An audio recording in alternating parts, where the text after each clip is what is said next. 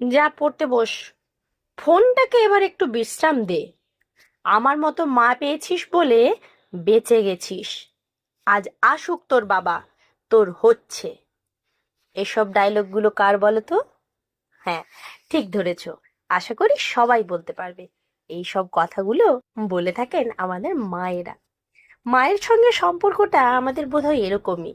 মায়েরা যেমন আমাদের বকাবকি করেন, তেমন আবার সবার আগে ভালোবেসে কাছে টেনে নেন। আজকে আমি কেকটা যখন বানাচ্ছিলাম, আমার যে কাস্টমার অর্ডার করেছিল সে এই কথাগুলো লিখতে বলেছিল।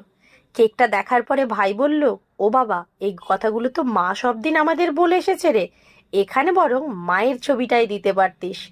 তখন বুঝলাম মায়েরা সব দিনই বোধহয় কম বেশি একই কথা বলে থাকেন। কেমন হয়েছে আজকের মায়ের জন্য বানানো এই কেক? জানিও।